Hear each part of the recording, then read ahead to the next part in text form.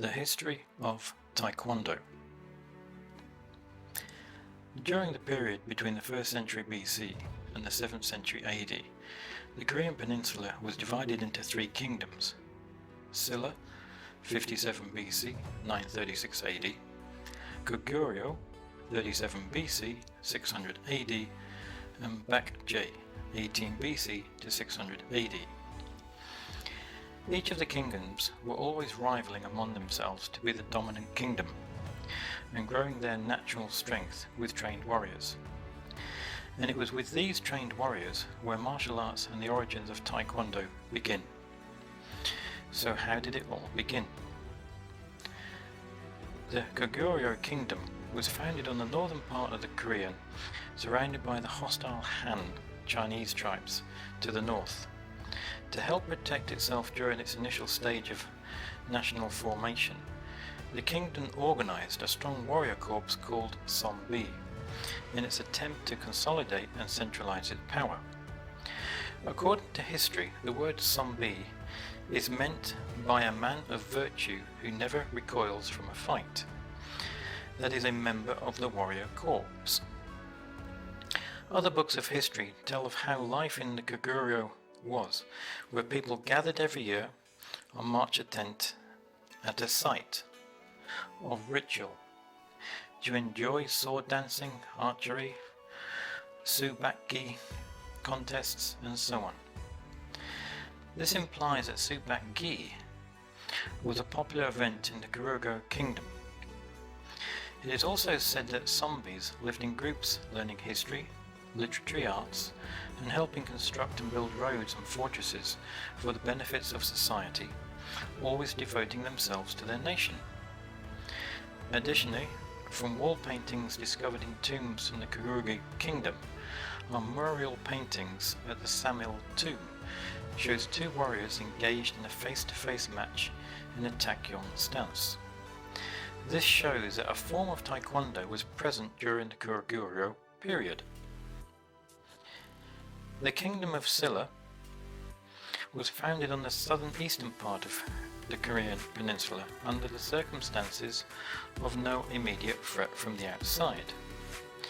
But with the birth of the Baek Je Kingdom on its west flank and the start of invasions by the Koguryo from the north, Silla had to do something. During the reign of Ching Hong, the 24th king of Silla, the young aristocrats and warrior class formed an elite officers' corps called Hwa Rangdo.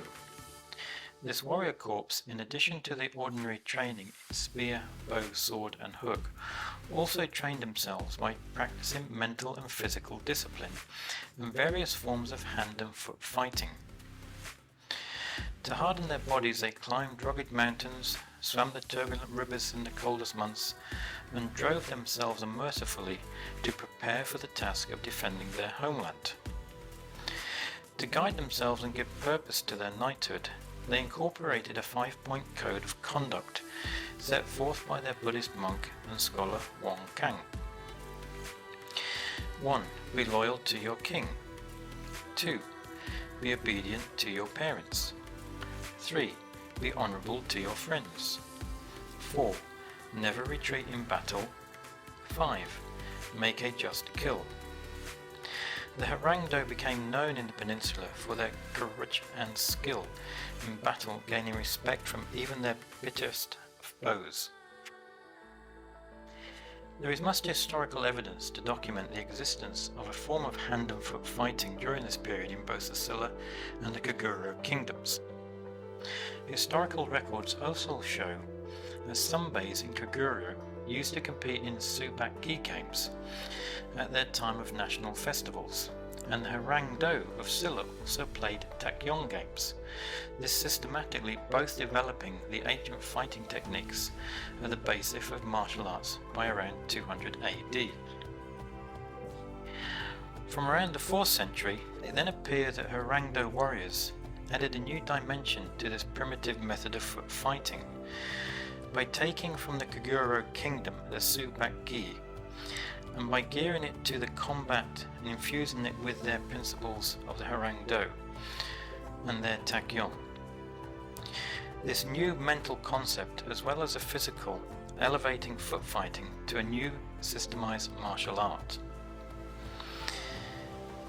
It is said by a famous Korean historian, Dr. Dongjae Shin Chao Ho, that the art of Subak Gi was eventually introduced to China as Hwangbook and as a form of jiu-jitsu to Japan and karate. Silla unified the kingdoms after winning the war against Baek Je in 668 AD and Koguryo in 670 AD. What followed was a time of peace, as the Silla dynasty spread throughout Korea between 660 AD and 935 AD, so did the teachings of Taekwondo. The Koryo Dynasty, which lasted from 918 AD to 1392 AD, had the Taekwondo developed more systematically and made it a compulsory subject in the examinations for selection of military cadets. The techniques and the power of Taekwondo martial art grew to become effective weapons even to kill human beings. In the military, a pattern of collective practice called Obyong Subak Hai, or 5 soldiers Taekwondo play, was introduced so that it might be used in a real war. During the latter part of the Koryo dynasty, which had the introduction of new and more modern weapons of warfare, like gunpowder, the use of martial art training began to slow down, with it mainly being used within the population as Subak Gai, or Taekwondo contests, for the then modern Korea, or Chosun. The Chosun or Hwa dynasty, from 1392 to 1910 AD, was founded on the ideology of Confucianism, which resulted in the rejecting of all Buddhistic festivals and giving more importance on literary art than martial art. Taekwondo was rather called Subak Gi then, Taekwondo, and it suffered an eventual loss of official support from the central government, as the weapons of war were more modernized for natural defense and moved away from martial arts. According to Confucianism, the higher class should study the poets, read poems and play music. Martial arts was for something for the common or inferior man. Because of these actions, gradually the practice of Subak Gi declined throughout Korea, with only remnants of it scattered throughout parts of the country. In 1909, Japan invaded Korea until the end of World War II. During this period, the Japanese tried to erase all traces of the Korean culture, including the martial arts. During this period, lots of Korean soldiers were trained in the arts of Japanese karate. This influence can be seen in modern-day Taekwondo, with its quick linear movements which are characteristic in various Japanese styles. Upon liberation of Korea from the Japanese colonial rule after World War II, the Korean people began recovering the thought of self-reliance, and the traditional folkloric games like Taekwondo, which resumed their popularity. In 1945, the first Kwon school to teach martial art was opened in Seoul. This dojo was named Cheongdo Kwon. and other major schools were formed between 1953 and the early 1960s. 1. Chundakwon. 2. Mudakwon. 3. Yongmukwon. 4. Changmukwon.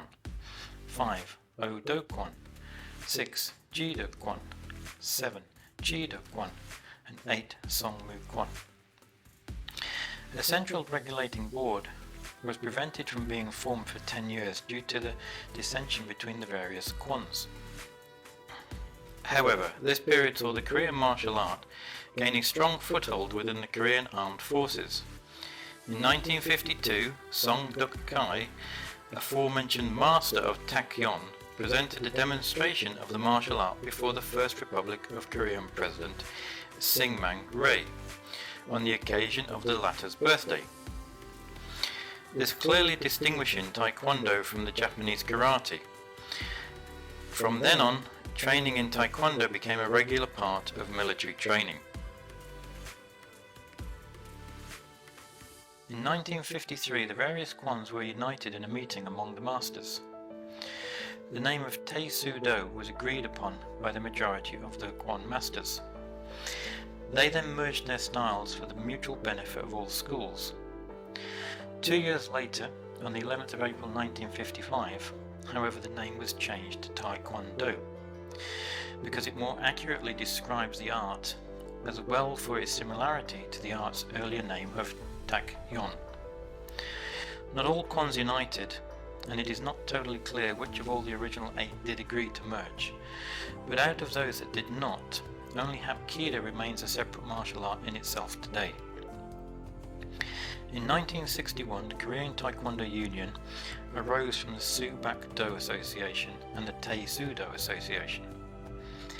In 1962, the Korean Amateur Sports Association acknowledged the Korean Taekwondo Union, and in 1965, the name was changed to Korean Taekwondo Association, the KTA. In 1966, due to a political issue, the president of the KTA resigned and set up a separate body called the International Taekwondo Federation, the ITF. During this period between the 1960s and 70s, the popularity of Taekwondo grew through the military high schools and colleges to the general public. Demonstrations were held all over the world, so by the early 1970s, Taekwondo had established itself worldwide. It took a while before real progress was made, but after the following nomination of Taekwondo as a national martial art in 1971.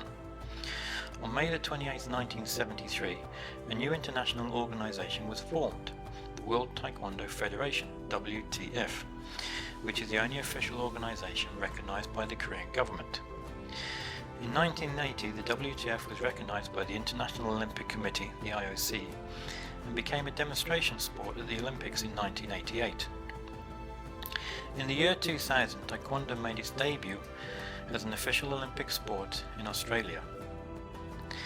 There have been several attempts over the years to unify the ITF and WTF, but unfortunately these have failed to date.